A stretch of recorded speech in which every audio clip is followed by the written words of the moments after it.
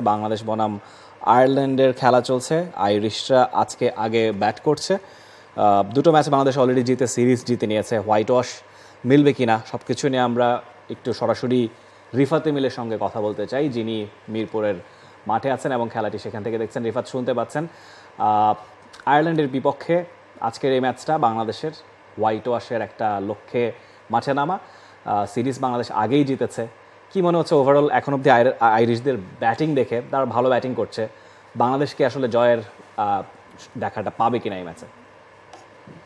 জয়ের দেখা পাওয়ার জন্য সবচেয়ে গুরুত্বপূর্ণ পরের ব্যাপারটা সম্ভবত ব্যাটিং। তবে আয়ারল্যান্ডকে যত কম রানে থামানো যায়, আর মিরপুরের এমন উইকেটে তো ব্যাট করা সবসময় কঠিন, সেটা প্রথম দুটো ওয়ানডেতে টের পেয়েছে। তবে ক্রিকেট তো অনেকখানি মোমেন্টামের খেলা, সেই মোমেন্টামটা বাংলাদেশের মেয়েদের কাছে রয়েছে। তবে একটা পার্টিকুলার বিষয় নিয়ে একটুখানি বলতে চাই আপনি, সেটা হচ্ছে বাংলাদেশের ফিল্ডিং।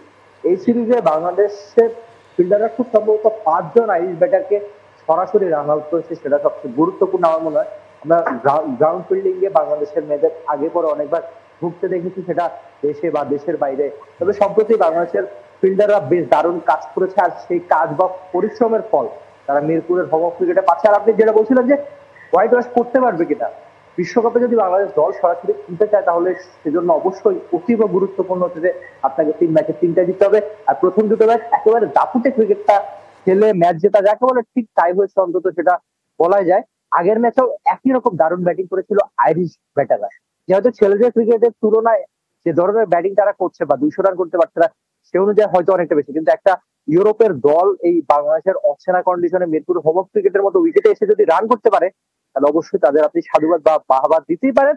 তবে ম্যাচ হেরেছে তারা আগের দুটো, অবশ্যই বলা যায়।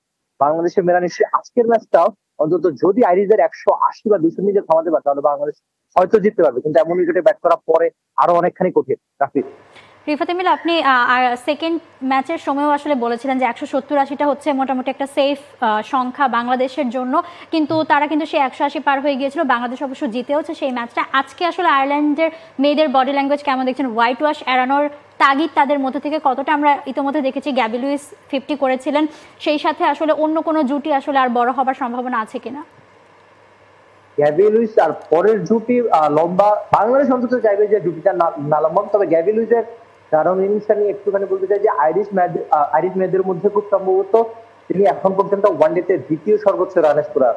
বাংলাদেশের নারী ক্রিকেটটা অনেক পরে শুরু হলেও আয়ারল্যান্ড কিন্তু প্রায় অনেকটা, আজ থেকে প্রায় 40-50 বছর ধরে তারা নারীদের ওয়ানডে ক্রিকেটটা বা নারীদের ক্রিকেটটা খেলে বেশ লম্বা সময়। তবে গ্যাবি লুইস খুব সম্ভবত যেটা বলছিলাম যে তাদের ওয়ানডেতে দ্বিতীয় সর্বোচ্চ রানের স্কোরার, একমাত্র ব্যাটার যা 10টার বেশি ওয়ানডে 50 রয়েছে। আজকে খুব সম্ভবত 10টা। তবে এশিয়াতে তার ওই অর্থে বড় রান ছিল না, যদিও তার ক্যারিয়ার সেরা রান 96, সেটা হারারেতে খেলেছিলেন। কিন্তু এশিয়াতে এটাই ছিল তার প্রথম 50 আজকে। তো নিজের ভুলগুলো তিনি নিজের সূত্রে ক্যাপ্টেন হিসেবে দলকে লিড দেওয়ার যে কাজটা, সেটা তিনি করছেন বটে। তবে পরে যেহেতু বাংলাদেশের বোলাররা চাইবে যে বড় জুটি না হোক, 180 বা যদি 200 হয়ে যায়, সেক্ষেত্রে বাংলাদেশের জন্য একটু রিস্ক হয়ে যাবে। মৌসুমী মৌ, অসংখ্য ধন্যবাদ এমিল আমাদের সঙ্গে সংযুক্ত হওয়ার জন্যে। যেমনটা এমিল বলছিলেন যে আইরিশটা ভালো ব্যাট করছে মিরপুরের উইকেটেও, সেটা খানিকটা আনইউজুয়াল। ইউরোপ থেকে আসা একটা টিম, আমরা এই মাঠে ইংল্যান্ডকেও হারতে দেখেছি। তো আমার কাছে মনে হয় ছেলেদের ক্রিকেটে নিশ্চয়ই সেটা, ইন্ডিয়াকেও হারতে দেখেছে মেয়েদের ক্রিকেটে। আয়ারল্যান্ড অ্যাজ এ টিম খুব যে একেবারে, তাদের জেলিংটা কিন্তু ভালো, খুব মন্দ নয় একেবারে। কিন্তু আমার কাছে মনে হয় বাংলাদেশই ফেভারিট। বাংলাদেশ এই ম্যাচে জিতবে সেই প্রত্যাশা রাখবো এবং খুব শীঘ্রই নিশ্চয়ই আপনি মাঠেও পৌঁছে দেবেন। হোপফুলি দেখা যাবে সিরিজ হোয়াইট ওয়াশ করার আসলে সাক্ষী গিয়ে হতে পারে কিনা, দেখা যাক। For more updates, subscribe to our YouTube channel and click on the bell icon. Follow us on Facebook and Instagram. Download T Sports app to enjoy exciting games and highlights. Visit tsports.com.